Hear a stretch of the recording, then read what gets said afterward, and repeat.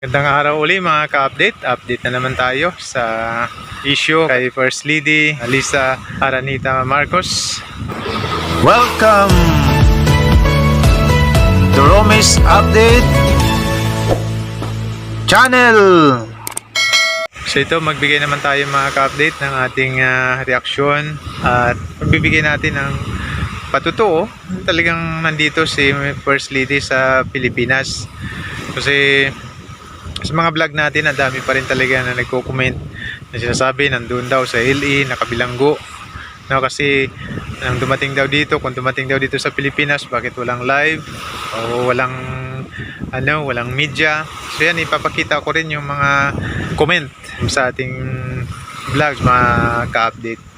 Nasa LA pa rin naiwan, pero ang mga kasamahan daw nag-negative sa drug test at isa lang ang nag-positive kaya hindi pa rin nakauwi. Sunod, bakit walang video live si FLA Marcos? Kasi andito pa siya sa Los Angeles since 03. Tapos ito, si Lisa Marcos, nasa LA pa yan. Mga throwback picture ni Lisa Marcos yung mga post niya. Tapos, nasa LA sila sa Tanasoy, vlogger, isa kang sinungaling. Wala siya dahil nakakulong sa Amerika, hihihi. Tapos, sigurado ka ba na siya nagpo-post? Hihihi. Malakas loob ka na lang sa sarili mo, nandito si FL sa Pinas para magkakwarta ka. So ito naman yung ipapakita ko ngayon, yung pinangunahan nila President Bongbong Marcos at ni First Lady Lisa Aranita Marcos, yung pagbubukas ng bagong Pilipinas National Food Fair 2025. Ay sinagawa ito doon sa isang mall sa Mandaluyong noong Miyerkules, no? April 9, at yun po ay tatagal ng 5 araw.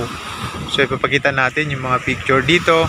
Hindi na tayo maglalagay ng mga video kasi nga kahit may video hindi naman sasabihin ay lang edited o etc. So ito naman ay patunay lang.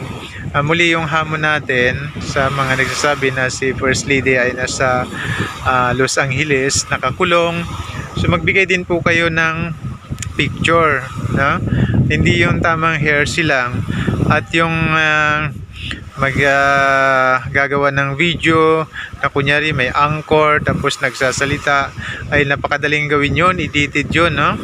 Hindi kagaya nito na talagang mismong kung pupunta kayo ng Mandaluyong, subukan nyo nga daw na magpunta doon sa isang mall na doon dinaos yung National Food Fair na to.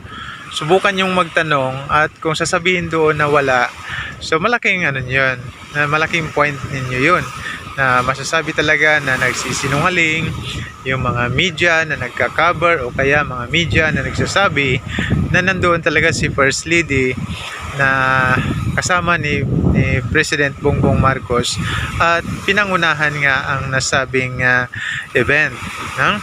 So yun lang, magbigay lang kayo ng picture na nandyan talaga si First Lady sa LA na nakakulong. So maniniwala tayo basta hindi edited, yung talagang nandoon may video.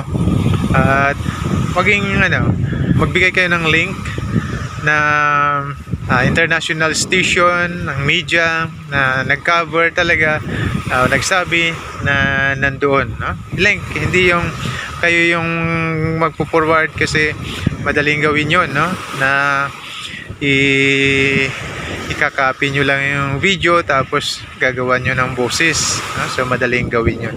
So ito na po mga ka-update yung mga picture, yung picture nila Pangulong Bongbong Marcos at ni First Lady kasama ng ilang mga kilalang tao. So yan, subukan nyo interviewin yung mga kilalang tao na yan, nakasama nila. So yan, yung mga picture. So may mga tao dyan na marahil ay kilala ninyo. So puntahan nyo at interviewin kung hindi ba totoo yan. Kung nung pumunta ba si Pangulo dyan sa Mandaluyong sa isang mall dyan ay siya lang, no? At hindi kasama si First Lady. So yan, maraming mga picture tayo na ipapakita dito. So yan, yung pag-cut nila ng ribbon, no? At yun, yung nagpa-picture sila ng maramihan. So yan, pwede nyo hagilapin yung mga tao na yan at tanungin kung hindi ba totoo yung picture na yan. At kung sa kanila magmumula, nasasabihin na hindi talaga totoo, wala talaga si First Lady, okay. So sasabihin talaga natin na nagsisinungaling yung administrasyong Marcos, hindi na talaga dapat kapanipaniwala. Okay? So sa hindi po nakagusto ng bidyong ito, humingi na agad ako ng pasensya, no? Tayo naman ay nasa katotohanan lang. Nagsasabing bayad tayo, so sana nga sana nga may magbayad pero hindi yun yung hangad natin, kundi yung ilabas yung katotohanan, ha? So maraming salamat do sa mga nakagusto ng video na to. Pa-like na lang, pa-share na rin kung gusto ninyo, at pa-subscribe na rin po sa aming maliit na channel. Okay, so maraming salamat pong muli sa panonood at suporta. Glory to our Lord Jesus Christ, and God bless po sa ating lahat.